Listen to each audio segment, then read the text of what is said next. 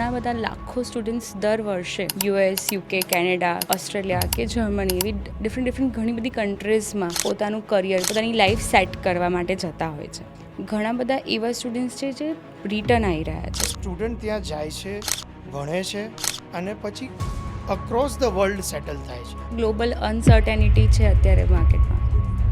2 મહિના પહેલાં એક સ્ટુડન્ટ મારે ત્યાં આવી, મારે બહાર જવું છે, એટલે મેં જનરલી એવું પૂછ્યું કે ભાઈ ક્યાં જવું છે, એટલે જનરલી કેવું છે કે ફોલોઅર્સ. યુએસ જવાનો બહુ જ ક્રેઝ હોય છે અને યુએસના વિઝા અગર કોઈ ક્રેક કરે તો એમને એવું લાગે કે મેં લાઈફમાં બહુ મોટી અચીવમેન્ટ કરી છે. ડેરી ટેકનોલોજી પર ફોકસ હોય, ઓટોમોબાઈલ પર ફોકસ હોય, મિકેનિઝમ પર ફોકસ હોય, રોબોટિક્સ પર ફોકસ હોય, આર્કિટેક્ચર પર ઘણાનું ફોકસ હોય. દુબઈ બી હવે સ્ટુડન્ટના માર્કેટમાં આવ્યું છે, જે અત્યાર સુધી તમે જોયું હશે કે લોકો દુબઈ તો ખાલી ફરવા જ છે, એવી ક્યાં ફર્યા હતા દુબઈ, હવે એવું નથી.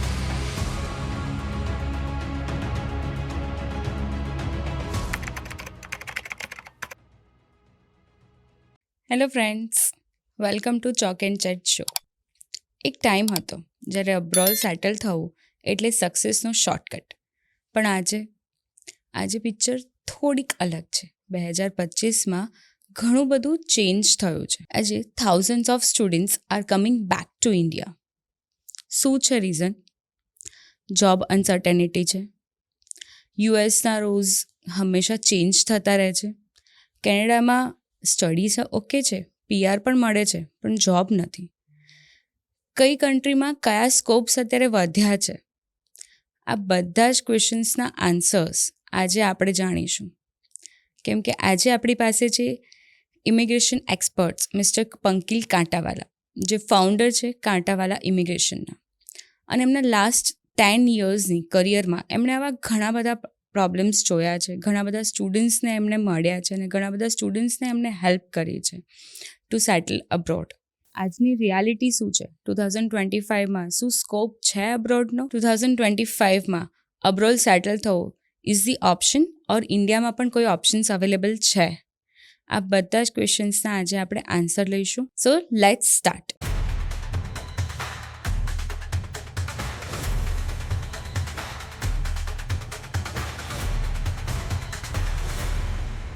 વેલકમ પંકિલભાઈ, welcome to the chalk and chat show. Thank you Palak, chalk and chat શોમાં ઇન્વાઇટ કરવા બદલ.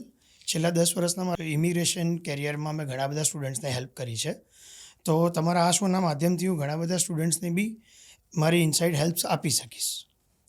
ડેફિનેટલી પંકિલભાઈ. જો આજે એક આપણે જોવા જઈએ તો ઘણા બધા લાખો સ્ટુડન્ટ્સ દર વર્ષે યુએસ, યુકે, કેનેડા, ઓસ્ટ્રેલિયા કે જર્મની એવી ડિફરન્ટ ઘણી બધી કન્ટ્રીઝમાં પોતાનું કરિયર, પોતાની લાઈફ સેટ કરવા માટે જતા હોય છે, રાઈટ? પણ અગર આપણે જોઈએ એક રેશિયો નીકાળીએ તો છેલ્લા 5 વર્ષથી ઘણા બધા એવા સ્ટુડન્ટ્સ છે જે રિટર્ન આવી રહ્યા છે અને એ રેશિયો વધી રહ્યો છે.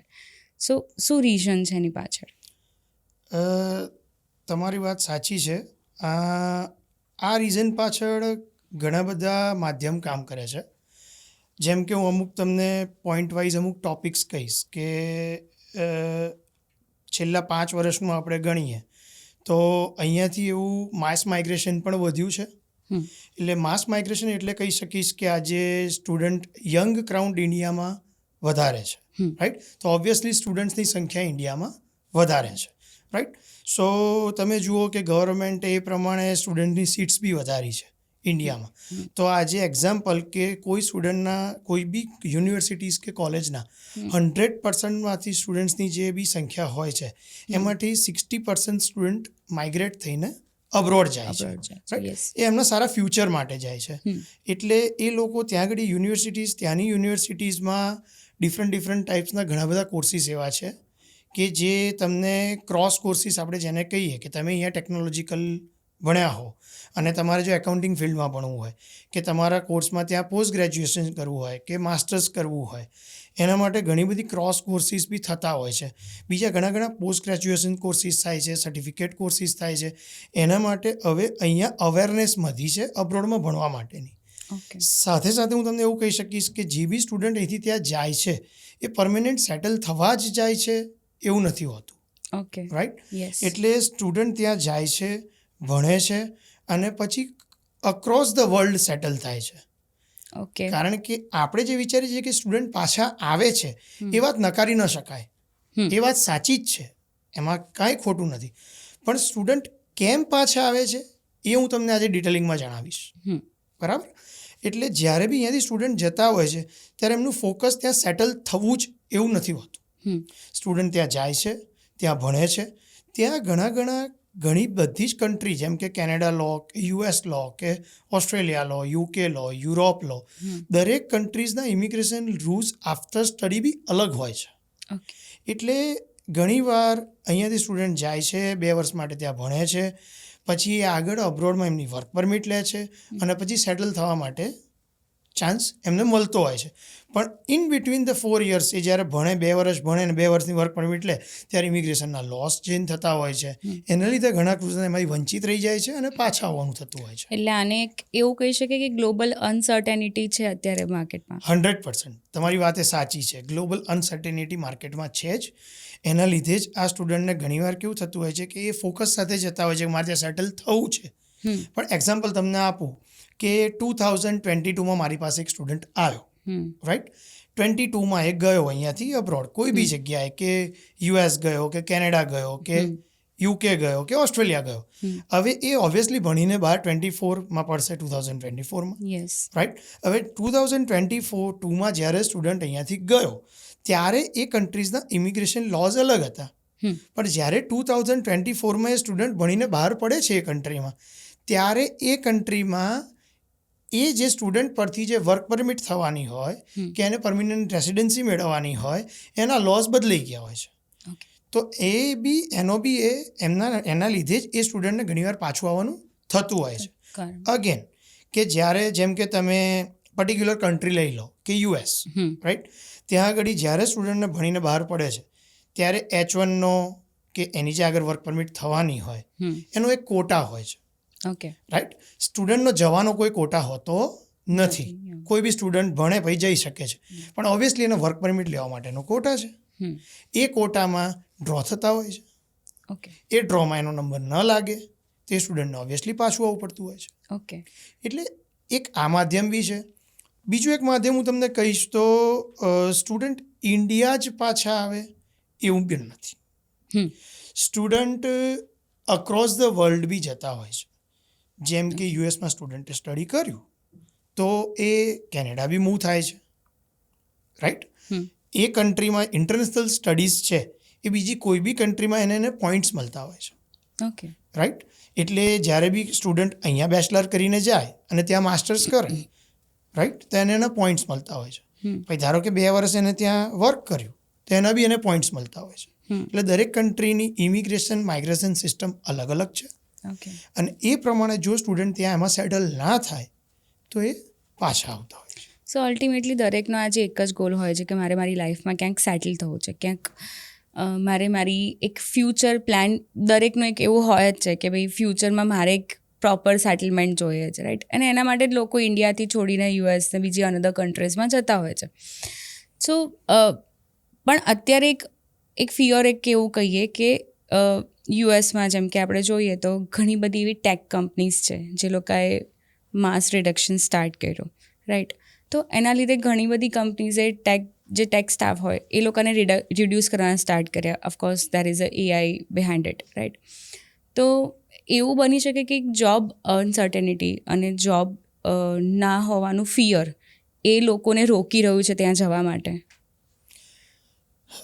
હા, એવું કહી શકાય. પણ ઓબ્વિયસલી કે હવે જે મેનમેડ વર્ક હતું એ આજે ટેકનોલોજીએ બરાબર કેચ કરી લીધું છે. કે તમે જોતા હશો કે ઘણું બધું વર્ક એવું છે કે જે ટેકનોલોજી એડોપ્ટેડ થઈ ગયું છે કે દરેક જગ્યાએ કંપનીઝ હોય એનું જે બી પ્રોડક્શન હોય તો એ જાતની ટેકનોલોજી યુઝ કરે, મીડિયા માર્કેટિંગ હોય તો એ જાતની ટેકનોલોજી યુઝ કરે. એટલે એ તો impact obviously and of the day job પર આવવાની જ છે, રાઈટ?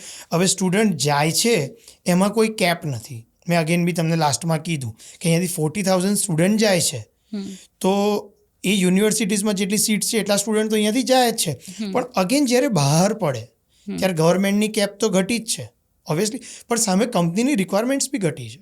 જ્યારે પહેલાં કંપની એમની પાસે ટેકનોલોજી નહોતી ત્યારે 200 સ્ટુડન્ટ્સ ને HR વાળા લેતા હતા કંપનીના કે ભાઈ એની રિક્રુટમેન્ટ બહાર પડતી હતી.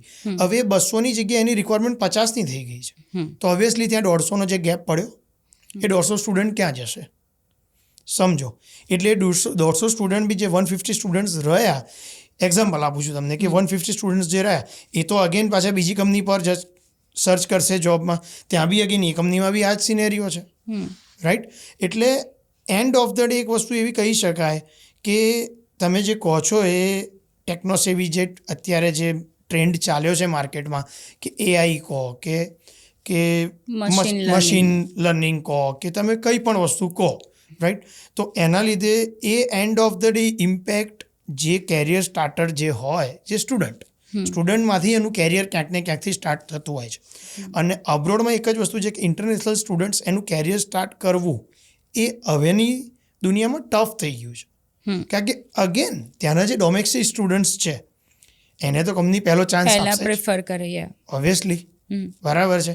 એટલે આજે એક વસ્તુ એવી છે કે મારો દેશ મારો નાગરિક, એ તો ક્યાંય તમે એને ડિફીટ નહીં કરી શકો, રાઈટ. કારણ કે એને જે ત્યાંનો નાગરિક છે એના નાગરિકત્વ માટે દરેક જે બી કન્ટ્રી છે એનામાં બી એક રૂલ્સ છે કે કંપનીએ 50% એમ્પ્લોય ડોમેસ્ટિક લેવાના અને 50% ઇન્ટરનેશનલ લઈ શકે, રાઈટ.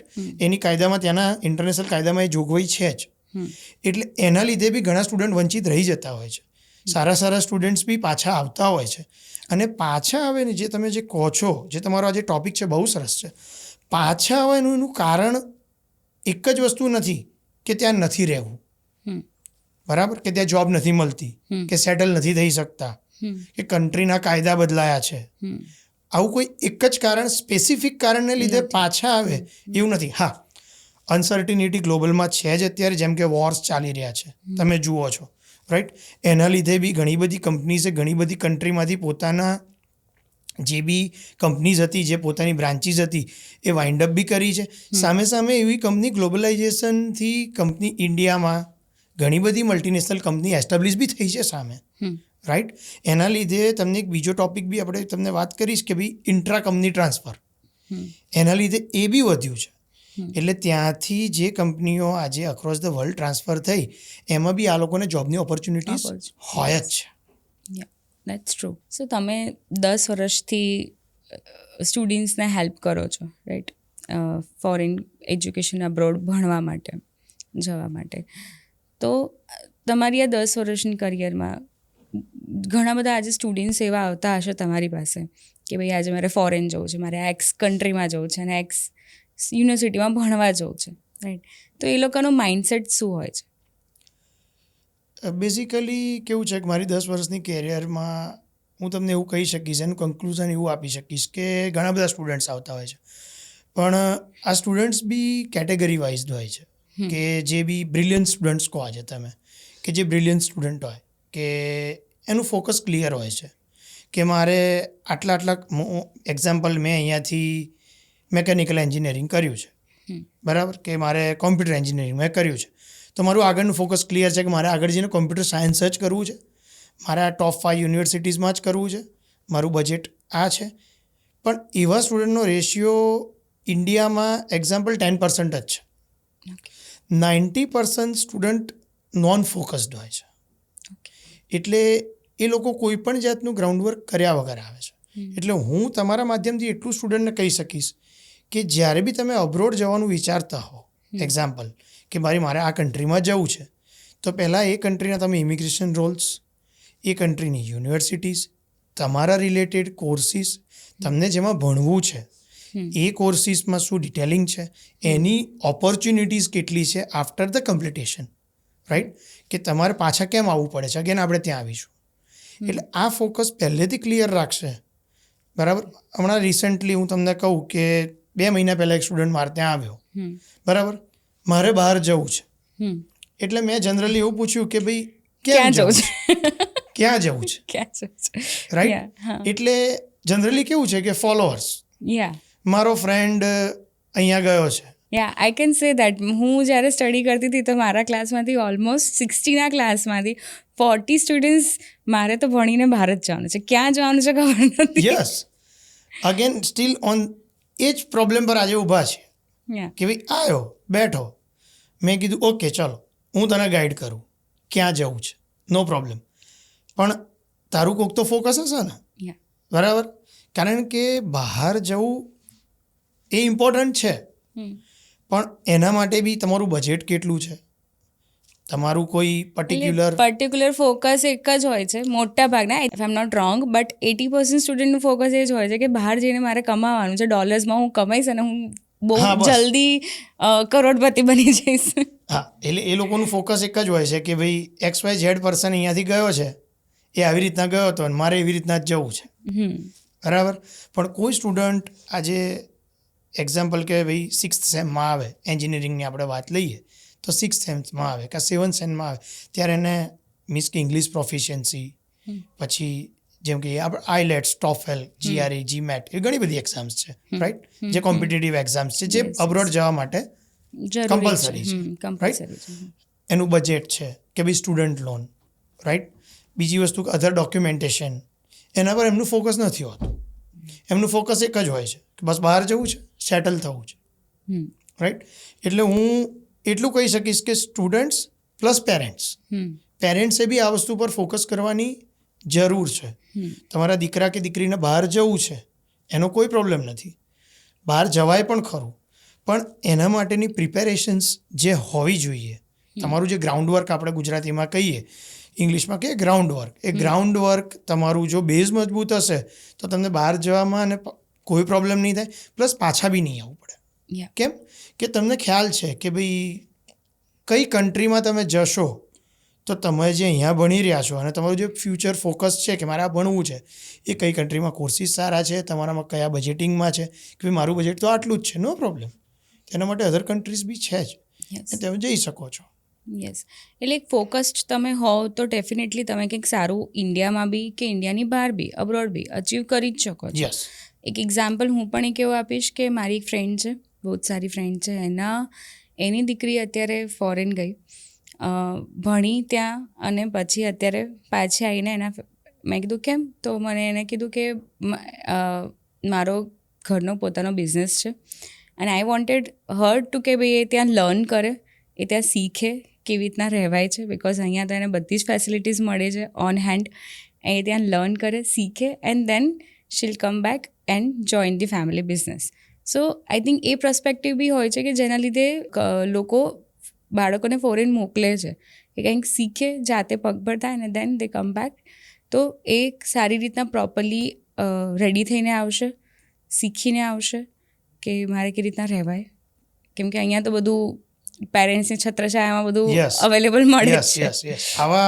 હું તમને કહું કે તમે ઇન્ડિયામાંથી નહીં આપણે ગુજરાતની વાત કરીએ તો મને અનુભવ ગુજરાતનો વધારે છે હમ, એટલે અહીંયા કેવું છે કે જેના ફેમિલી બિઝનેસ એસ્ટાબ્લિશ છે હમ, આજે કે વેલ એસ્ટાબ્લિશ ફેમિલી બિઝનેસ હોય કે સમજો ફેક્ટરી હોય કે કોઈ Doctors, પ્રોડક્શન યુનિટ્સ હોય કે ડોક્ટર્સ હોય કે એક્ઝામ્પલ જેનો એસ્ટાબ્લિશ વેલ એસ્ટાબ્લિશ બિઝનેસ છે એને નો બિઝનેસ નેક્સ્ટ લેવલ પર લઈ જવો છે હમ, ટેકનોલોજીકલ વર્લ્ડમાં સમજો કે જેને મલ્ટિપલ બ્રાન્ચીસ ઓપન કરવી છે કે કરવું છે હવે એ લોકો શું કરતા હોય જનરલી અહીંયા પેમ્પર્ડ ચાઇલ્ડ હોય હમ, બરાબર પર્ટિક્યુલર હું તમને વાત કરીશ કે મારે બી એક દીકરી જ છે સિંગલ ચાઇલ્ડ જ છે પણ હું એવું વાત કરીશ કે પેમ્પર ચાઇલ્ડ જ્યાં હોય ને ત્યારે એ લોકોને એમના બિઝનેસમાં એ ચાઇલ્ડને એક્સપોઝર આપવા માટે એ લોકો એવું વિચારતા હોય કે આપણે અમને બહાર મોકલીએ બરાબર અને ઓબ્વિયસલી કે બહારનું મેનેજમેન્ટ સ્કિલ્સ અને એનું ત્યાં સ્ટડીઝ સારું છે બરાબર એ વાત નકારી ન શકાય અને ત્યાં આગળ આજે કેવું છે કે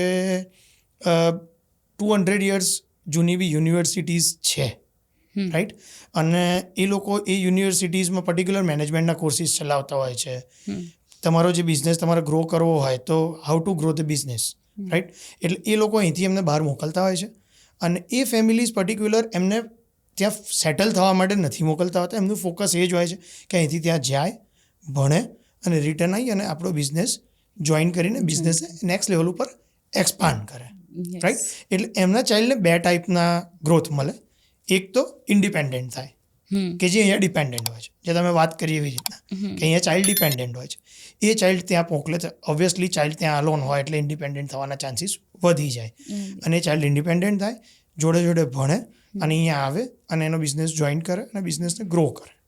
એટલે બેઝિકલી આવા અત્યારે તમે જુઓ ને તો 20% તમે એવો રેશિયો ગણી શકો કે જે બિઝનેસ ઓરિએન્ટેડ લોકો છે કે જેને આવીને આમાં એક બીજો વર્ક બી છે હું તમને કહી શકું કે ઓબ્વિયસલી ત્યાં ભણવા જાય છે છોકરા અને એમનું ફોકસ એક જ હોય છે કે મારે દેશ પ્રેમ જેને આપણે કહીએ કે મારે ઇન્ડિયામાં પાછી આવીને મારો ઓન બિઝનેસ ચાલુ કરવો છે, રાઈટ.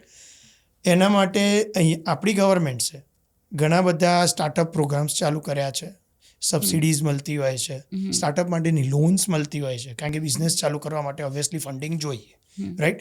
એટલે તમે જે તમારો પ્રોજેક્ટ તમે અબ્રોડથી આવો અને અહીંયા તમારો પ્રોજેક્ટ કોઈ બી ડિઝાઇન તમે કર્યો હોય તો એની પર ગવર્મેન્ટ તમને સ્ટાર્ટઅપ બી લોન પ્રોવાઈડ કરે છે.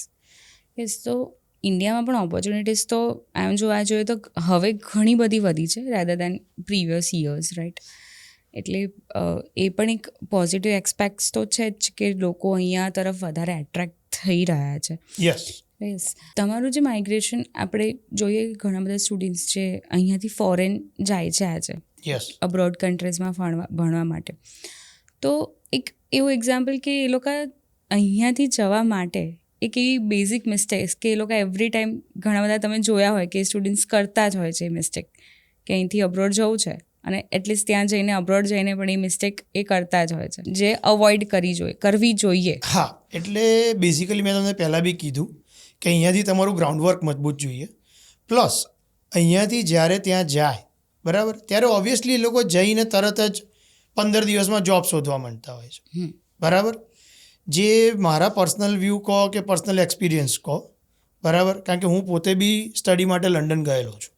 એટલે તમે ત્યાં પહોંચો અને જો 15 જ દિવસમાં કે 20 દિવસમાં, કારણ કે દરેક સ્ટુડન્ટને એવરી વીક 20 અવર્સ મળતા હોય છે. ઘણી બધી કન્ટ્રીઝ તમને 20 અવર્સ વર્ક પ્રોવાઈડ કરે છે, બરાબર. યસ, વર્ક પરમિટ 20 અવર્સ પર વીક જ્યારે તમે સ્ટુડન્ટ વિઝા પર હોવ ત્યારે, ઇન્ટરનેશનલ સ્ટુડન્ટને પર્ટિક્યુલર.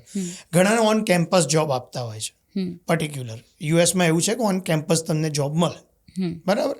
એટલે મારી દ્રષ્ટિએ પહેલાં તમે કન્ટ્રીમાં જ્યારે બી જાઓ છો ત્યારે કન્ટ્રી તમારા માટે નવી છે, તમારી માટે યુનિવર્સિટીઝ નવી છે, તમારા જે કો સ્ટુડન્ટ્સ છે તમારી જોડે એ બી અક્રોસ ધ વર્લ્ડથી આવેલા હોય છે. એવું નથી હોતું કે એક જ કન્ટ્રીમાંથી આવે છે.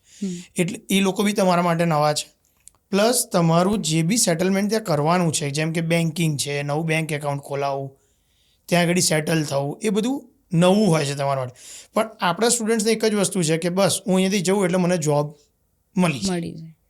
તમે જોબ માટે નથી ગયા, તમે સ્ટડી માટે ગયા છો, તો પહેલાં ફોકસ તમારું સ્ટડી પર આપો. મારું એટલું જ કહેવું છે સ્ટુડન્ટ્સને કે તમે અહીંયાથી જઈ રહ્યા છો જે માધ્યમ માટે એને તમે ફર્સ્ટ પ્રાયોરિટી આપો રાધર દેન જોબ, રાઈટ.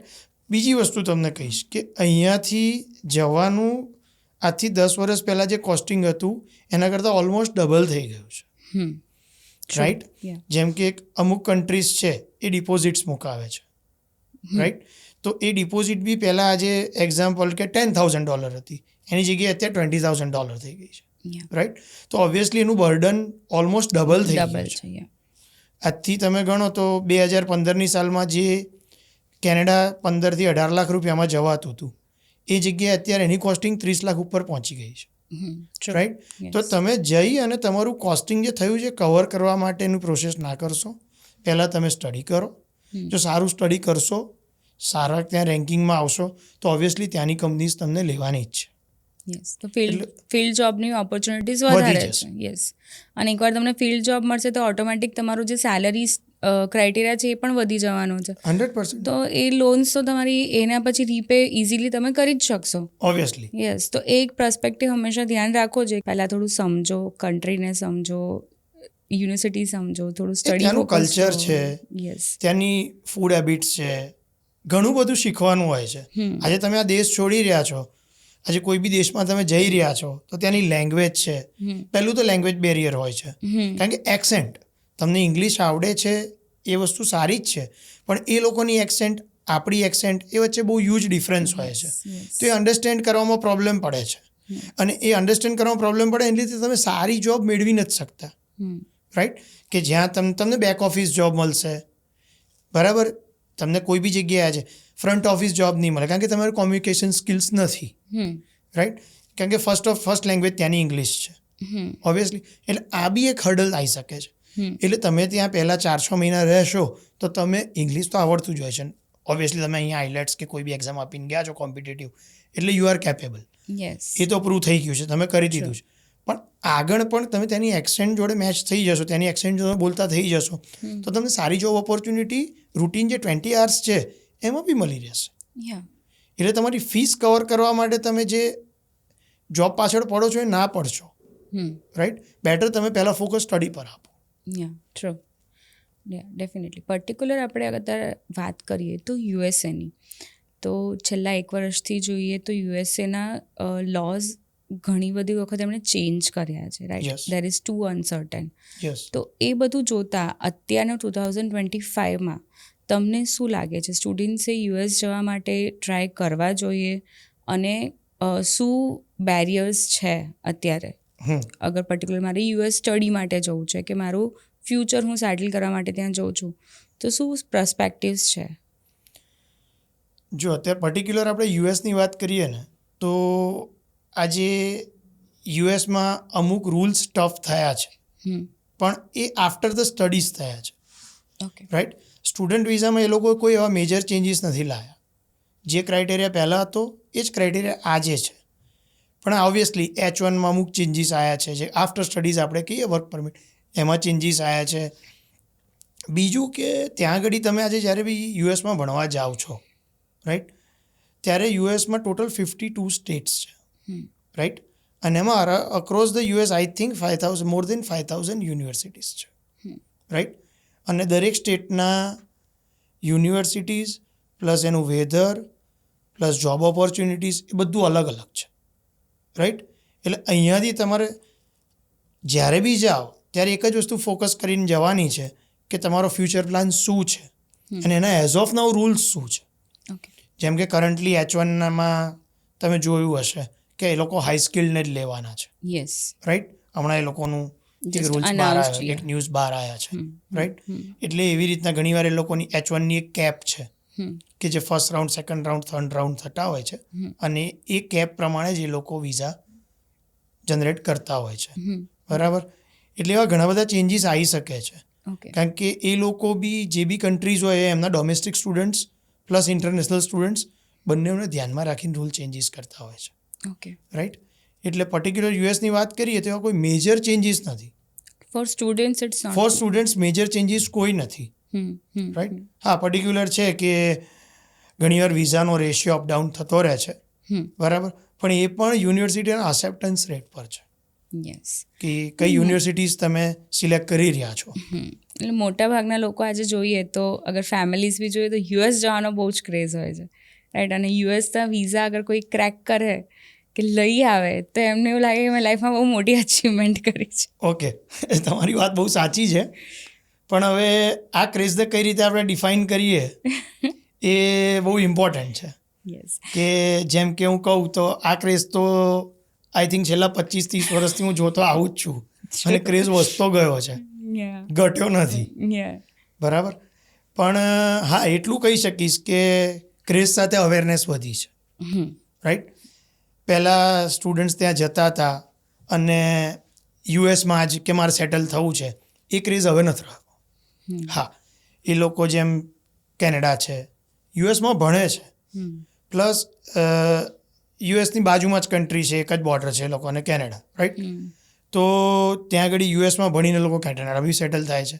યુએસની કંપનીઝ ઇન્ડિયામાં બી છે, રાઈટ? તો એ કંપનીઝમાં એ લોકો ઇન્ડિયા બી સેટલ થાય છે. એટલે અહીંયા બી મલ્ટીનેશનલ કંપનીઝ ઘણી બધી છે કે જે હવે એસ્ટાબ્લિશ ઇન્ડિયામાં થઈ છે. તો એ લોકો ત્યાંથી આવીને અહીંયા બી સેટલ થાય છે. પણ યુએસનો ક્રેઝ નહીં ઘટે એવું મને લાગી રહ્યું છે.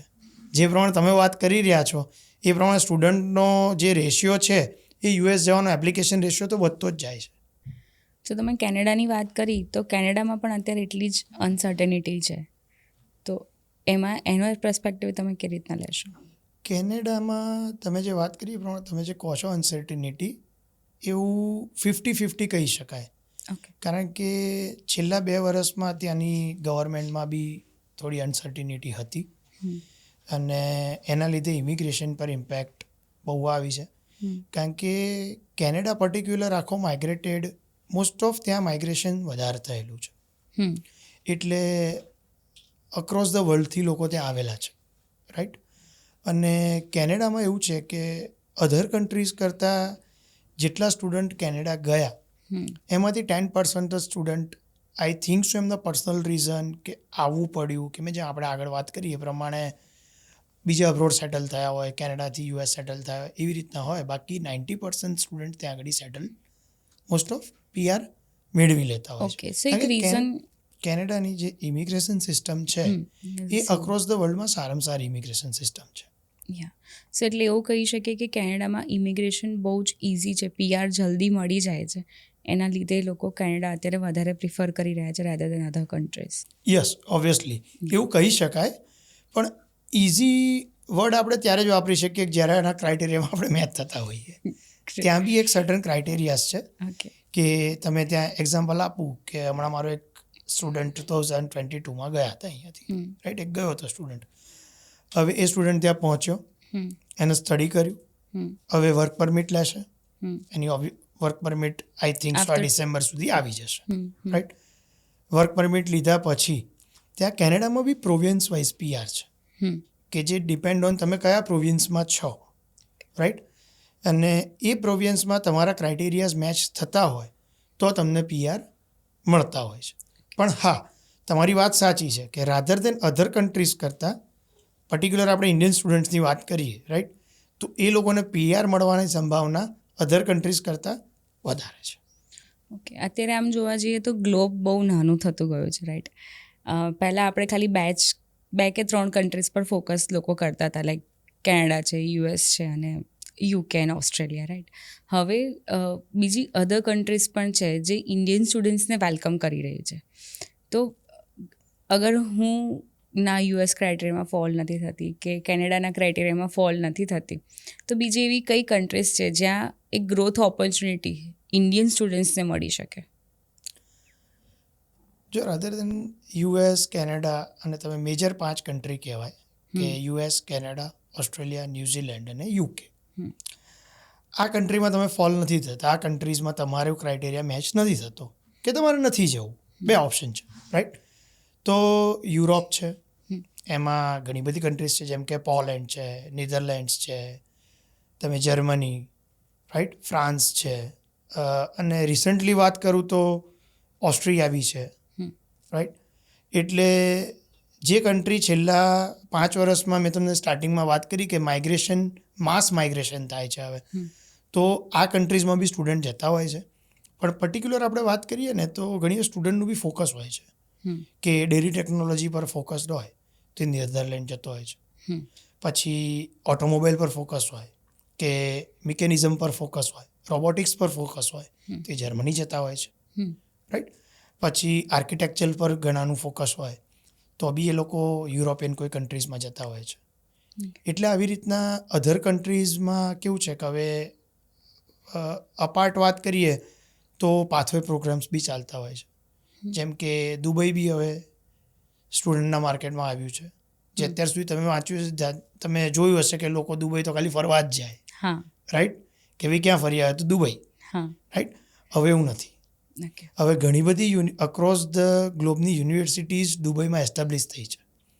એટલે પાથવે પ્રોગ્રામ બી ચાલતા હોય છે કે દુબઈમાં તમે 2 વર્ષ કર્યા, એ જ યુનિવર્સિટીઝની મેઇન બ્રાન્ચ હોય ઓસ્ટ્રેલિયામાં, તો ત્યાં બીજા 2 વર્ષ તમે ભણો. એટલે આવી રીતના અત્યારે અક્રોસ ધ વર્લ્ડમાં સ્ટુડન્ટની વાત કરીએ ને તો ઘણી બધી કન્ટ્રીઝ છે. ડિપેન્ડ ઓન તમારી પ્રોફાઇલ, ડિપેન્ડ ઓન તમારો ઇન્ટરેસ્ટ, ડિપેન્ડ ઓન તમારું બજેટ, ઘણા બધા ક્રાઇટેરિયાસ છે. એ વાત નકારી ના શકાય કે અત્યારના જે સ્ટુડન્ટ્સ કહીએ એ બહુ જ સ્માર્ટ અને ઇન્ટેલિજન્ટ છે અને બહુ ઇન્ટેલિજન્ટલી પોતાનો પાથ ડિસાઇડ કરે છે અને એ પ્રમાણે કન્ટ્રી ચૂઝ કરે છે. નોટ કે ભાઈ પહેલાંની જેમ લોકો જેવું આપણે કહેવાય ગુજરાતીમાં કહેવાય છે ગાડરિયા પ્રવાહની જેમ જતા હતા, એવું હવે નથી રહ્યું. લોકો હવે બહુ સ્માર્ટલી પોતાના ઇન્ટરેસ્ટ પર, પોતાની સ્કિલ્સ પર એ કન્ટ્રીઝ ચૂઝ કરે છે. અને તમે જે પાથવે પ્રોગ્રામની વાત કરી, તો શું એ પાથવે પ્રોગ્રામ ઇન્ડિયામાં પણ છે અવેલેબલ? હા, ઇન્ડિયામાં પણ અવેલેબલ છે. ઓકે. હા, ઘણી ખરી યુનિવર્સિટીઝ છે કે જે અબ્રોડની યુનિવર્સિટીઝ જોડે ટાઈઅપ છે લોકોનું, ઓકે. અને ઇન્ડિયામાં એ લોકોને ઇન્ટરનેશનલ સ્ટુડન્ટ્સનો જે કોટા હોય, રાઈટ, એની જોડે જ આ લોકો મેચ કરે છે ને પછી અહીંયાથી એ લોકો 2 વર્ષ ઇન્ડિયામાં ભણે, 2 વર્ષ યુએસમાં ભણે, 2 વર્ષ કેનેડામાં ભણે. એવી રીતે ઘણી બધી યુનિવર્સિટીઝ આજે ઇન્ડિયામાં બી છે. ઇન્ડિયાની એજ્યુકેશન સિસ્ટમ બી અબ્રોડની એજ્યુકેશન સિસ્ટમ જોડે કોલોબરેટ કરી અને આ વસ્તુ આગળ લઈ જઈ રહી છે. ઓકે. સો એક ગ્રેટ કહેવાય કે ઇન્ડિયન સ્ટુડન્ટ્સ નહીં પણ અગર મારે ક્યાંક ફોરેન ભણવા બી જવું છે, મારું બજેટ નથી, તો હું 2 વર્ષ અહીંયા ભણીશ તો એટલું મારું બજેટ બી ઓછું થવાનું યસ, છે. ઓફકોર્સ ઓછું થશે. યસ, સો એ પણ એક ઓપોર્ચ્યુનિટી કહેવાય કે જે સ્ટુડન્ટ્સને મળી રહી છે, રાઈટ, જે પહેલાં કદાચ નથી મળતી. Yes. આજથી છેલ્લા 10 વર્ષમાં ઇન્ડિયન એજ્યુકેશન સિસ્ટમ બી અબ્રોડ એજ્યુકેશન, મેં જેમ કીધું એમ તમે અબ્રોડ એજ્યુકેશન સિસ્ટમ જોડે મેચ થવા એ લોકો જઈ રહ્યા છે. અને ઓબ્વિયસલી કે ત્યાંની યુનિવર્સિટીઝની અહીંયા ડાયરેક્ટ યુનિવર્સિટીઝ સાથે જ ટાઈઅપ છે, એટલે એ લોકો પાથવે પ્રોગ્રામ્સ ચલાવી રહ્યા છે. અને ઘણા બધા સ્ટુડન્ટ્સ આજે પાથવે પ્રોગ્રામમાં છેલ્લા 5 વર્ષમાં આની અવેરનેસ આવી છે અને એ લોકો એનરોલ થાય છે. ઓકે. ફોરેનની તો બધી વાત કરી, બરાબર. ઘણા બધા સ્ટુડન્ટ્સ આજે ફોરેન જઈ રહ્યા છે, ઘણા બધાનું ડ્રીમ છે આજે ફોરેન સેટલ થવાનું. પણ સેમ વે કેટલાય એવા સ્ટુડન્ટ્સ છે જેમને ઇન્ડિયામાં ક્યાંક ઓપોર્ચ્યુનિટીઝ દેખાય છે. અને અગર આપણે વાત કરીએ તો આજે India is a 4th economic country, right. તો ઇન્ડિયા પણ ક્યાંક ગ્રોથ થઈ રહ્યું છે, રાઈટ. આપણે એવું કહી ના શકીએ કે ઇન્ડિયા હવે ડેવલપિંગ કન્ટ્રી છે. આપણે એવું કહી શકીએ કે ઇન્ડિયા એક લીડર એમ્પાવરમેન્ટ બની ગયું છે. તો ઇન્ડિયામાં પણ શું શું ઓપોર્ચ્યુનિટીઝ છે અગર એઝ અ સ્ટુડન્ટ? જો સ્ટુડન્ટ અહીંયા રહેવું હોય તમારે, આજે એક્ઝામ્પલ છે કે તમે બેચલર કર્યું કે માસ્ટર્સ કર્યું ઇન્ડિયામાં, રાઈટ, અને ઘણી બધી ગ્લોબલ કંપનીઝ બી ઇન્ડિયામાં આવી છે. તમે છેલ્લા ઘણા સમયથી આપણે મેક ઇન ઇન્ડિયા તરીકે બી આપણા ઘણા બધા પ્રોજેક્ટ્સ ચાલે છે. સ્પેશિયલ ઇકોનોમિક ઝોન્સ ચાલે છે કે જ્યાં મોટી મોટી કંપનીઝ એસ્ટાબ્લિશ થઈ રહી છે, રાઈટ. અને આ કંપનીમાં બી ઘણી બધી ઓપોર્ચ્યુનિટીઝ આજે ઇન્ડિયન સ્ટુડન્ટ્સ માટે, કે જે બ્રિલિયન્ટ સ્ટુડન્ટ્સ છે કે મીડિયમ સ્ટુડન્ટ્સ છે, આજે ઇન્ડિયામાં આ બધી જ કંપનીઝ આવે છે. તો એક સારી વાત એ છે કે એ લોકો એમ્પ્લોઈઝ તો અહીંયાથી જ રિક્રુટ કરે છે, રાઈટ. તો જે સ્ટુડન્ટ બહાર પડે છે એને એ કંપનીઝમાં જોબ મળવાની સંભાવનાઓ ઘણી સારી છે. ને બીજું સેલરી સ્કેલની વાત કરીએ તો મલ્ટીનેશનલ કંપનીઝ જે અહીંયા એસ્ટાબ્લિશ થાય છે, કે જે અહીંયા બીજી ઇન્ડિયન કંપનીઝ બી વેલ એસ્ટાબ્લિશ છે, એમના સ્કેલ્સ આજે મલ્ટીનેશનલ કંપની જેટલા જ થઈ ગયા છે. એટલે અહીંયા બી ઇન્ડિયામાં બી સારી સેલરી મળવાની સંભાવનાઓ સ્ટુડન્ટ્સને છે જ. હવે આજથી 15 વર્ષ પહેલાં જે હતું એ સિચ્યુએશન આજે નથી રહી સ્ટુડન્ટ્સ માટે. આજે તમે જોશો તો ઘણી કંપનીઓ કેમ્પસ ઇન્ટરવ્યૂ કરે છે. તમે જોયું હશે કે ઘણી ટોપ 50 કંપની છે એ કેમ્પસમાંથી ડાયરેક્ટ સ્ટુડન્ટને લે છે. એટલે એમાંથી ટોપ 10 સ્ટુડન્ટ હોય કે ટોપ 15 સ્ટુડન્ટ્સ હોય કે ટોપ 20 સ્ટુડન્ટ્સ હોય, એ પહેલી 50 કંપનીઝ લઈ જતી હોય છે. એના પછી અનધર 50 કંટ્રી આવે, એમાં જે અનધર 20 સ્ટુડન્ટ્સ હોય એને લઈ જતી હોય. એટલે જે ધારો કે તમે મેં કીધું માસ માઇગ્રેશન થાય છે, પણ એના જેવા સિવાય જે સ્ટુડન્ટ્સ અહીંયા હોય છે કે જેને અબ્રોડ જવું જ નથી, કે જેનું બજેટ નથી, કે જેનું ફોકસ નથી, એ લોકોને ઇન્ડિયામાં બી સારી ઓપોર્ચ્યુનિટીઝ આ જે યુનિવર્સિટીઝ જે દરેક કંપનીઝ જોડે ટાઈઅપ કરી અને કેમ્પસ ઇન્ટરવ્યૂ કરાવી રહી છે, રાઈટ. બીજું કે તમે જોયું જેબ પ્લેસમેન્ટ કંપનીઝ બી આજે આટલી છે જ્યાંથી 15 વર્ષ પહેલાં નથી, રાઈટ. સોશિયલ મીડિયા માધ્યમ્સ બી એટલા છે કે જેમાં જોબ ઓપોર્ચ્યુનિટીઝ એના માધ્યમ થ્રુ બી વધી રહી છે. એટલે હવે તમે જે કીધું એમ ગ્લોબ નાનો થતો જઈ રહ્યો છે. જામનગરમાં આજે 5 રિક્રુટમેન્ટ અવેલેબલ છે તો એ 15 મિનિટમાં જ અમદાવાદવાળા સ્ટુડન્ટ્સને ખબર પડી જશે કે 5 જામનગરમાં આ જગ્યાએ છે. એટલે એના કારણોસર બી ઇન્ડિયામાં ઓપોર્ચ્યુનિટીઝ આજે વધી છે. અને એક એવું જોઈએ તો ઇન્ડિયામાં પણ સ્ટાર્ટઅપ સિસ્ટમ વધી રહી છે, રાઈટ. નાના મોટા ઘણા બધા સ્ટાર્ટઅપ્સ આજે ઇન્ડિયામાં રોજ બરોજ વધી રહ્યા છે. અને સમહાવ આપણી ગવર્મેન્ટ પણ ઇન્ડિયન સ્ટાર્ટઅપ્સને સપોર્ટ કરી રહી છે, રાઈટ.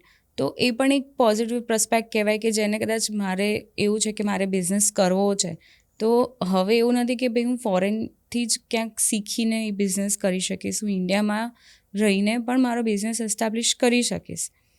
યસ, તમારી વાત સાચી છે કે ઇન્ડિયામાં રહીને બી તમે બિઝનેસ એસ્ટાબ્લિશ કરી શકો છો, કારણ કે હવે MSME કહો કે ઘણી બધી બેન્કિંગ સિસ્ટમમાં બી તમે નવા સ્ટાર્ટઅપ્સને એ લોકો ફંડિંગ કરે છે.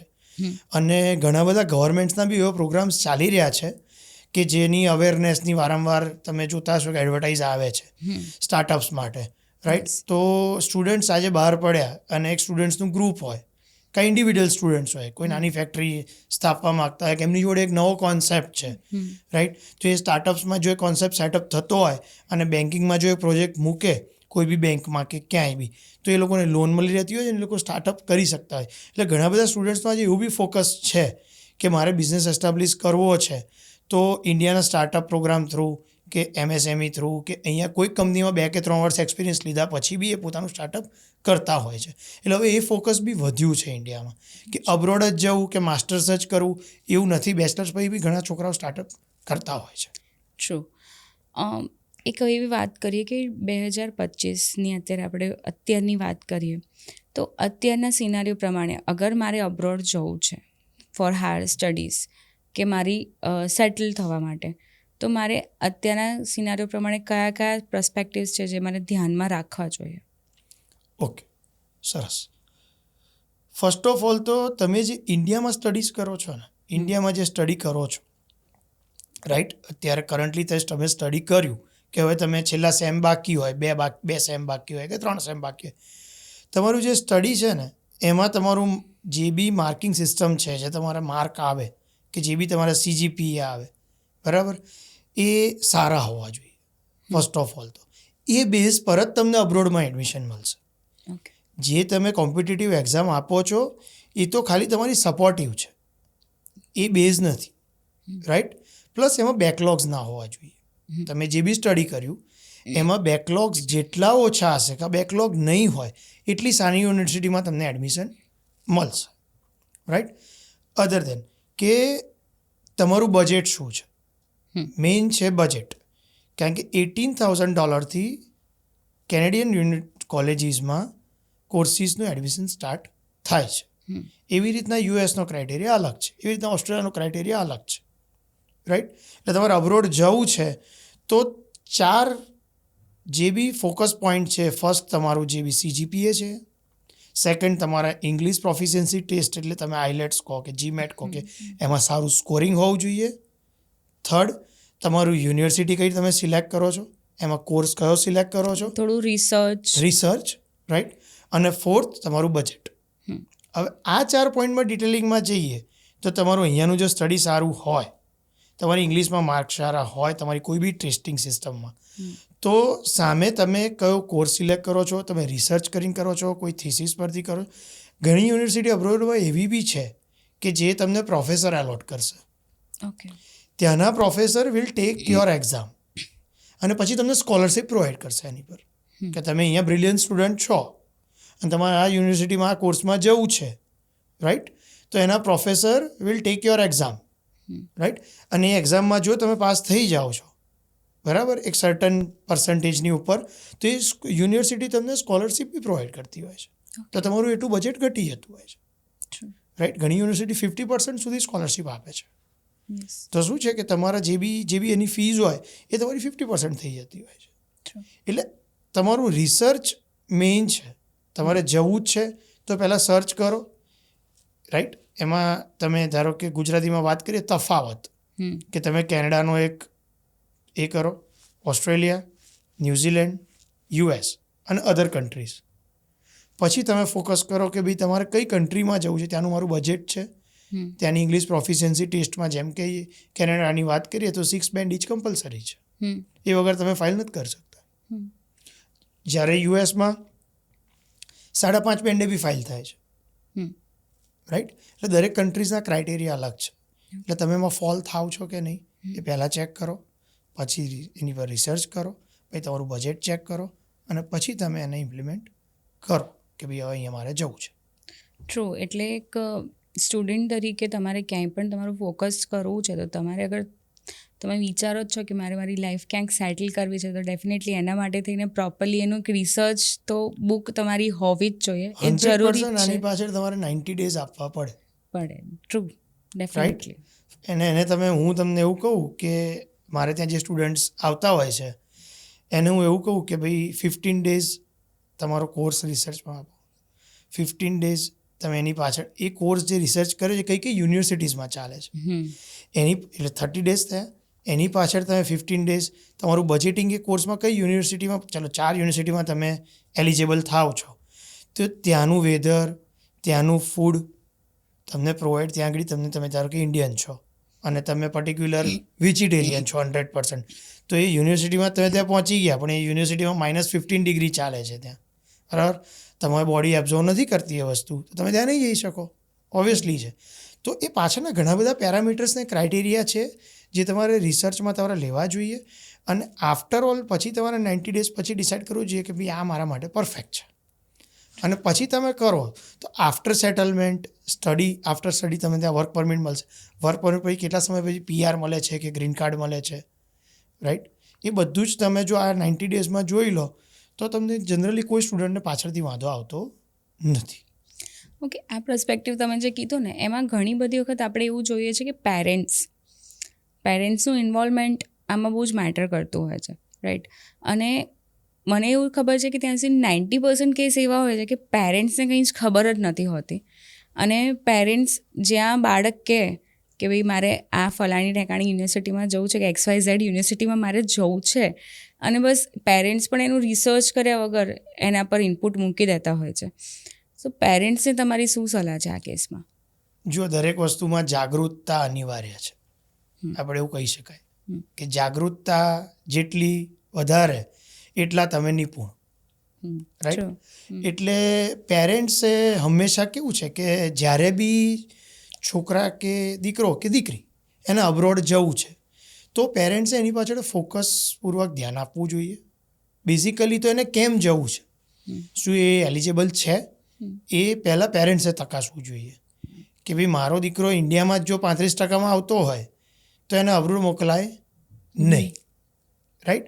અને બીજી વસ્તુ કે બજેટિંગની વાત છે ને એ દીકરો કે દીકરી નક્કી નથી કરી શકતા, કારણ કે ફંડિંગ ઓલવેઝ પેરેન્ટ્સને જ કરવાનું આવતું હોય છે. તો જ્યારે તમારા દીકરા કે દીકરીને તમે અબ્રોડ મોકલવા માગતા હો તો એના 2 વર્ષ પહેલાં તમારે જાગવું બહુ જરૂરી છે.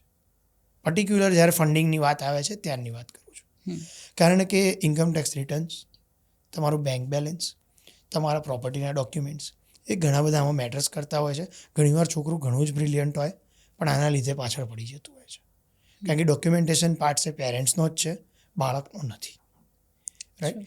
પ્લસ જ્યારે બી છોકરું અબ્રોડ જવા માગતું હોય ત્યારે એની પાછળ પૂરતું ધ્યાન આપી અને એને કેમ જવું છે એને તમે બેસાડી અને એની જોડે તમે માત્ર તમારી 15 થી 20 મિનિટ આપી અને એનો વ્યૂ જાણો. કે કોઈ મિત્ર પાછળ કે કોકનું આંધળું અનુકરણ કરીને જવા નથી માગતા ને, રાઈટ. એ બહુ મોટી વસ્તુ છે આની પાછળ. જો એવું કરવા માગતા હોય તો તમે જે વાત કરી રહ્યા છો એ અવશ્ય 3 વર્ષ પછી ભોગવી અને પાછું આવવું પડશે. મેં જોયું છે કે મારો ફ્રેન્ડ જાય છે ને એટલે મારે પણ જવું છે અને એની પાછળ પેરેન્ટ્સનું બી ધ્યાન નથી હોતું. અને એક વાત તમે બહુ જ સાચી કીધી કે પ્રોપર ફોકસ્ડ હોઈએ તો જ તમે અબ્રોડ જાઓ અને ફોકસ્ડ નહીં હોવ તો તમે કોઈ બી કન્ટ્રીમાં જશો કે ઇન્ડિયામાં પણ જશો તો પણ ક્યાંય સક્સેસ નહીં થઈ શકે. નહીં થઈ શકો. Yes that's true. એટલે બેઝિકલી કેવું છે કે જ્યારે બી તમે અબ્રોડની વાત કરીએ ને ત્યારે એની પાછળ હોમવર્ક કરવું બહુ જરૂરી છે. હું એટલું જ કહીશ તમને કે આજે કોઈ બી જગ્યાએ આપણે જવું છે તો ત્યાંના બધા જ જે સમીકરણો છે, બરાબર, એ તમારે અહીંયા તક ચકાસીને જ એપ્લિકેશન કરવી જોઈએ. કોઈ બી આંધળું અનુકરણથી ક્યારેય સક્સેસ મળતી નથી. અને પછી કફોડી પરિસ્થિતિ થાય અને તમારે પાછું આવવું પડે ત્યારે એવી પરિસ્થિતિ ઊભી થાય છે કે ના તો ત્યાંની ડિગ્રી હોય, પૈસાનો વ્યય થયો હોય અને તમારે ઇન્ડિયા પાછા આવવાની પરિસ્થિતિ ઊભી થાય ત્યારે ઇન્ડિયામાં આવીને બી તમારી જોડે ત્યાંની ડિગ્રી ના હોય એટલે અગેન અહીંયા બી સેટલ થવામાં પ્રોબ્લેમ્સ ઊભા થતા હોય છે. ડેફિનેટલી એ વાત સાચી છે કે જ્યારે પછી તમારે અબ્રોડ બી પાછું આવવાનું છે તો ઘણા સ્ટુડન્ટ્સ એ રીઝનથી બી ત્યાં ગમે તેવી જોબ સ્વીકારી લેતા હોય છે કેમ કે મોટી લોન છે, EMIs ભરવાના છે, તો એ કેવી રીતના ભરશે.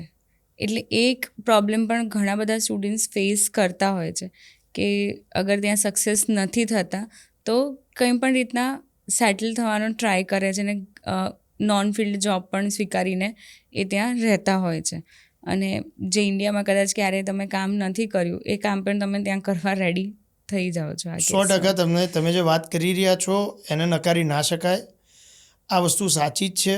અને પારદર્શકતાથી વાત કરીએ તો મારા બી ઘણા બધા સ્ટુડન્ટ્સે આ વસ્તુ કરેલી છે. ત્યાં એક હોલમાં 100 સીટ છે અને ત્યાં 300 જણા આવી જાય તો ઘણીવાર આવી પરિસ્થિતિ ઊભી થાય એટલે અહીંયાથી ઘણીવાર ત્યાં સ્ટુડન્ટનો રેશિયો વધી જાય. એક્ઝામ્પલ તો જોબની જે બી જે અનસર્ટિનિટી ઊભી થાય છે.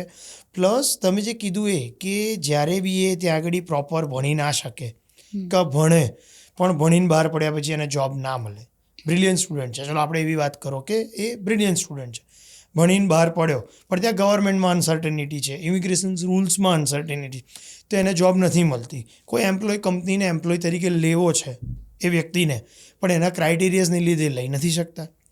ત્યારે એ વ્યક્તિને બ્રિલિયન્ટ હોવા છતાં પણ તમે જે વાત કરી એ બિલો લેવલ જોબ કે તમે જેને જે બી કહી શકો કે સ્લેવરી એ કરવાનો વારો આવતો હોય છે. કારણ કે અહીંયા એક મસ્ત મોટું દેવું કરીને આજે ગયા હોય છે, બરાબર છે, જે આપણા 85 રૂપિયા કે 88 રૂપિયા ગણો એ ત્યાંનો 1 રૂપિયો છે. એટલે એ લોકોએ સ્ટુડન્ટ પછી જ્યારે બી વર્ક પરમિટ મળે ત્યારે એ વર્ક કરીને અહીંયાનું દેવું ભરપાઈ કરતા હોય છે અને પછી બી પાછા આવવાનો વારો આવે છે. એ વાતને નકારી ના શકાય. આ વસ્તુ સદંતર સાચી છે, ખોટી નથી. ઓકે, સો તમારી કોઈ ફાઇનલ ટિપ કે જે તમે કહેવા માંગો સ્ટુડન્ટ્સને?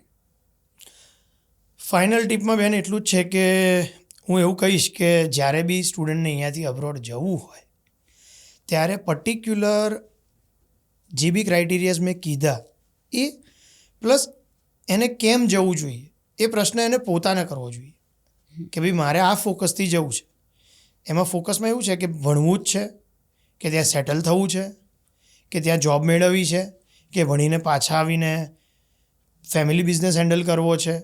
એનું ફોકસ અહીંયાથી જતાં પહેલાં જ ક્લિયર હોવું જોઈએ. એવું નહીં કે ગયા પછી વિચારીશું, બહાર પડ્યા પછી આપણે વિચારીશું, કે રહી જઈશું, કે સ્લેવરી કરી લઈશું. એવા કોઈ આચાર વિચાર સાથે જો અહીંયાથી જશો તો તમારો જે ટાર્ગેટ છે એ પાર નહીં પડે. રાઈટ? એટલે documentation part, financial part, English પ્રોફિશિયન્સીનો પાર્ટ જે છે એ બધું 1 by 1 ફૂલફિલ કરી અને અહીંયાથી વિથ ફોકસ્ડ જ જવું જોઈએ. કે ના આ ક્રાઇટેરિયા છે, જો 2 વર્ષ પછી આવું આવી શકે તો આ ક્રાઇટેરિયામાં હું મેચ થઈ જઈશ. રાઈટ? એટલે અને પેરેન્ટ્સે આની પાછળ પૂરતું ધ્યાન આપવું જોઈએ. તો શું છે કે દીકરા કે દીકરી ત્યાં પહોંચે પછી પાછા આવવાનો વારો ના આવે. સાચી વાત છે. તો આપણે હંમેશા એક વસ્તુ એ તો ધ્યાન રાખવું જોઈએ અને એઝ અ પેરેન્ટ તમારે એ પણ જોવું જોઈએ કે અગર એ કોઈ ડ્રીમ જોઈ રહ્યો છે, અગર એ ક્યાંય કરી રહ્યો, કશું વિચારી રહ્યો છે કે મારે મારી લાઈફમાં કરવું છે, પણ એની પાછળના પર્સપેક્ટિવ્સ ચેક કરવા જોઈએ, તમારી ફાઇનાન્શિયલ કન્ડિશન પણ ચેક કરવી જોઈએ. તો ઘણી વખત પ્રોબ્લેમ એ થાય છે કે પછી ફાઇનાન્શિયલ કન્ડિશન્સ વધારે વ્રોસ્ટ થતી જાય છે બિકોઝ તમે ત્યાં પણ કંઈ નથી કમાઈ રહ્યા, અહીંયા પણ તમારી ફાઇનાન્શિયલ સ્ટેબિલિટી નથી, તો એ પ્રોબ્લેમ્સ આવતા હોય છે અને એ પછી વધારે વ્રોસ્ટ થાય છે અને એના લીધે ઘણા બધા પ્રોબ્લેમ્સ ફ્યુચરમાં થતાં બી આપણે જોઈએ છે. તો પેરેન્ટ્સે સૌથી પહેલાં સમજાવવું જોઈએ કે બેટા આપણી ફાઇનાન્શિયલ કન્ડિશન છે, અગર તારું આ ફોકસ છે તો તું આ પ્રમાણે કર, એના પછી તારા આગળના વિચારો શું છે, તું આગળ શું કરવા માગું છું, એ બધું એકવાર પેરેન્ટ્સે બી સમજવું જોઈએ. અગર એ કોઈ યુનિવર્સિટીમાં અપ્લાય બી કરી રહ્યો છે તો એટલીસ્ટ એકવાર પેરેન્ટ્સે, અગર એમને નથી ખબર પડતી તો કોઈ એવા એક્સપર્ટ્સ જોડે ચેક પણ કરાવવું જોઈએ કે ભાઈ આ XYZ યુનિવર્સિટીમાં અમે અપ્લાય કરવા જઈ રહ્યા છે તો આ યુનિવર્સિટી સારી છે કે નહીં, એનાથી આગળ મારા દીકરાને કે દીકરીને શું બેનિફિટ થઈ શકશે, એ બધું એકવાર ચેક કરવું જોઈએ એઝ અ પેરેન્ટ. અને એઝ અ સ્ટુડન્ટે પોતે પણ એટલું અવેર રહેવું જોઈએ બિકોઝ તમે જ્યારે ફોરેન કન્ટ્રી જવાનું વિચારી રહ્યા છો એટલે એવું નથી કે ભાઈ ચલો આપણે ફરીને પાછા આવી જઈશું. Yes, of course. રાઈટ? આપણે ક્યાંક તો એ જગ્યાનું આપણે બધી જ વસ્તુ ચેક કરીએ છીએ કે તેનું વેધર શું છે, ત્યાંનું ફૂડ શું ત્યાં ફેમસ મળે છે, ત્યાં જોવાલાયક કેટલા સ્થળો છે, એ બધું આપણે ચેક કરીને જઈએ છીએ. તો આ તો આપણે લાઈફ ડિસિઝન લઈ રહ્યા જ્યારે છે. ફરવા જાવ ત્યારે બી તમારા ફ્રેન્ડ સર્કલમાં જે બી ફરી આવ્યા હોય એના તમે રિવ્યૂઝ લો છો, રાઈટ? તો આગળ જે બી છોકરાઓ ગયા છે કે જે છોકરાઓના અહીંયા ઓલરેડી અબ્રોડમાં છે, રાઈટ, તો એના પેરેન્ટ્સ જોડે બી તમે રિવ્યૂ લઈ શકો છો કે ભાઈ તમારો દીકરો આજથી 2 વર્ષ પહેલાં યુએસ ગયો, એક્ઝામ્પલ, કે દીકરી યુએસ ગઈ છે કે કેનેડા ગઈ છે, તો એની સિચ્યુએશન એઝ ઓફ નાઉ તમને કેટલું ફાઇનાન્શિયલ બર્ડન પડ્યું, કે તમે કેટલું રીપે કરી શક્યા, કે ત્યાં કેટલું કમાઈ રહ્યા છે, કે ત્યાં કયા કોર્સમાં છે, એવું તમે કાઉન્સિલિંગ કરો. કે કોઈ બી એક્સપર્ટ્સ હોય, જેમ કે અમારે ત્યાં ઘણી સ્ટુડન્ટ્સને ઘણા પેરેન્ટ્સ એવું પૂછતા હોય છે કે લાસ્ટમાં તમારે ત્યાંથી જે દીકરા દીકરી ગયા હોય એનો અમને કોઈનો નંબર તમે પ્રોવાઈડ કરશો, તો અમે પ્રોવાઈડ કરતા હોઈએ છીએ. કારણ કે એને એકચ્યુઅલ ખ્યાલ આવે કે એમની જોડે કોઈક વસ્તુ અમારાથી રહી જતી હોય, કે અમારે કાઉન્સિલિંગમાં રહી ગઈ હોય, કે એમને કોઈક વાર એમને પર્સનલ કોઈ વ્યૂમાં પૂછવું હોય તો એ પૂછી શકતા હોય. એટલે તમે આવી રીતના બી લો. બી આજે કેવું છે કે ઘણા સોશિયલ મીડિયાસ પર ગ્રુપ ચાલતા હોય છે, ફેસબુક પર બી ઘણા કન્ટ્રીઝના ગ્રુપ ચાલે, સ્ટુડન્ટના ગ્રુપ્સ ચાલે, તો એમાં બી તમે કોમેન્ટ્સ કરીને કે એમાં ગ્રુપમાં મેમ્બર બનીને બી તમે પૂછી શકતા હો છો કે ભાઈ રિયાલિટી ચેક શું છે, જેને આપણે કહીએ ડ્યુ ડિલિજન્સ. એ તમે ક્યારેય બી કોઈ બી કન્ટ્રીમાં જતાં પહેલાં કે એપ્લિકેશન કરતાં પહેલાં કરો તો એ તમારા માટે સારું છે, રાઈટ? ડેફિનેટલી રિયાલિટી ચેક તો આજના ટાઈમમાં ખૂબ જ જરૂરી છે. કેમ કે અગર એક વાત કરીએ કે સોશિયલ મીડિયાની, રાઈટ, તો સોશિયલ મીડિયામાં હંમેશા તમને બંને પર્સપેક્ટિવ્સ જોવા મળશે. કેટલાક એક એવા હશે કે જેવું બી કહેતા હશે કે ફોરેન તો ના જ આવશે, અને કેટલાક એવું કહેતા હશે કે અહીંયા તો બહુ જ સરસ છે. એક અલગ જ તમને વ્યૂ દેખાતો હોય છે. તો એક હંમેશા એક કન્ફ્યુઝિંગ પોર્શન રહે છે દરેક સ્ટુડન્ટ માટે. તો એણે એ રિયાલિટી ચેક કરવો જોઈએ, એ બેટર કોઈનું કાઉન્સેલિંગ પણ લેવું જોઈએ, અને એકવાર પોતે પણ સમજવું જોઈએ કે પોતાનું ફોકસ શું છે, શું ફ્યુચરમાં બનવા માંગે છે, શું ફ્યુચરમાં કરવા માંગે છે. કેમ કે આ પૂરી લાઈફનો સવાલ છે.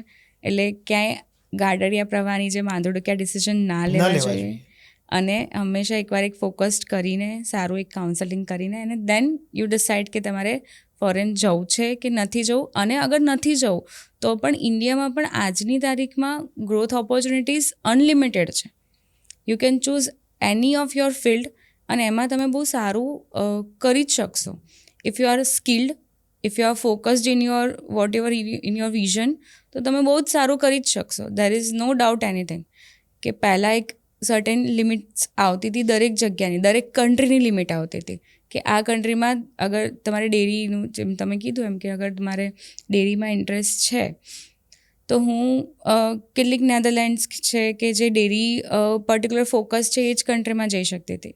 પણ હવે એવું નથી. હવે ગ્લોબ અગેન બહુ જ નાનું છે. તમે મલ્ટિપલ ઓપોર્ચ્યુનિટીઝ તમને મલ્ટિપલ જગ્યાઓથી મળી શકે એમ છે, અને મલ્ટિપલ કન્ટ્રીઝ હવે બધાને વેલકમ કરી રહી છે. પ્લસ ઇન્ડિયામાં પણ મલ્ટિપલ કન્ટ્રીઝના વેન્ચર્સ, બ્રાન્ચીસ એસ્ટાબ્લિશ કરી છે. તો તમને અહીંયા પણ એ ઓપોર્ચ્યુનિટી સેમ જે તમને ફોરેનમાં મળવાની હતી અહીંયા મળી શકે એમ છે. તો નો ડાઉટ અગર તમારે અબ્રોડ સેટલ થવા માટે જવું છે તો also it's a good option, good opportunity.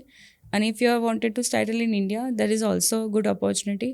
But તમે તમારું ફોકસ ક્લિયર હશે તો તમે એની હાઉ કોઈ પણ જગ્યાએ તમે ઇઝીલી સેટલ થઈ શકશો. બીજી વાત એક આપણે કહું તમને કે ટાઈમે જાગવું બહુ જરૂરી છે. ટ્રુ.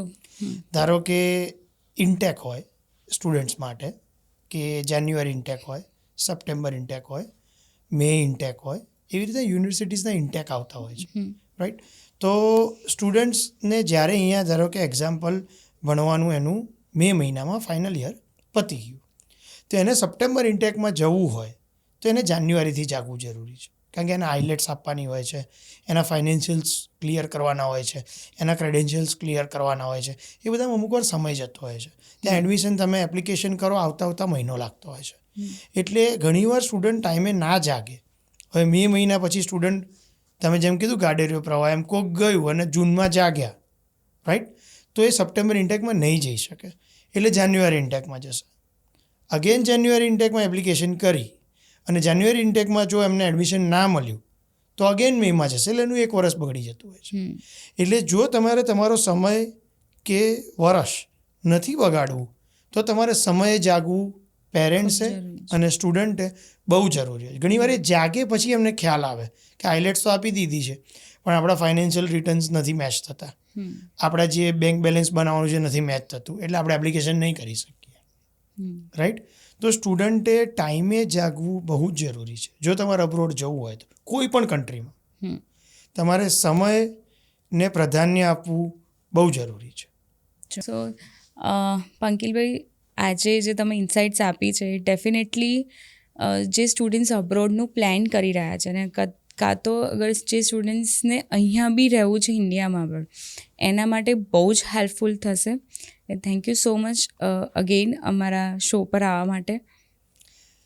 થેન્ક યુ પલકબેન, તમે આજે મને ઇન્વાઇટ કર્યો એ બદલ. આજે મને એક ઓપોર્ચ્યુનિટી મળી કે હું સ્ટુડન્ટ્સને ડિટેલિંગમાં માહિતી આપી શક્યો, એટલે એ બદલ તમારો બી ખૂબ ખૂબ આભાર. સો મિત્રો, આજના સ્ટુડન્ટ્સ અગર જો પ્લાન કરી રહ્યા છે ફોરેન જવું છે કે ઇન્ડિયામાં પણ સેટલ થવું છે, દેર આર ટુ મેની સ્કોપ્સ, અને એ સિવાય પણ ઘણી બધી કન્ટ્રીઝ વેલકમ કરી રહી છે ઇન્ડિયન સ્ટુડન્ટ્સને. ઇન્ડિયામાં પણ ઘણી બધી ફોરેન કંપનીઝ છે જે પોતે અહીંયા પોતાની બ્રાન્ચ ખોલી રહી છે. So there are too many options. So તમે આજની ડેટમાં વાઇઝલી ડિસિઝન લો. તમારે જે પણ કરવું હોય, ઇન્ડિયામાં સેટલ થવું હોય કે ફોરેન સેટલ થવું હોય, બસ એક વાઇઝલી ડિસિઝન લો, તો જેનાથી તમે તમારું ફ્યુચર બહુ જ બ્રાઇટ કરી શકશો. અને આ વિડીયો તમારા દરેક ફ્રેન્ડ્સને મોકલો જે પણ કન્ફ્યુઝ છે, જેને પણ ફોરેન જવાની ઈચ્છા છે. તો આ વિડીયો ખાસ જોજો અને અમારી ચેનલને સબસ્ક્રાઈબ કરો. અને તમારા કોઈ પણ ક્વેશ્ચન્સ હોય તો તમે કમેન્ટ કરી શકો છો.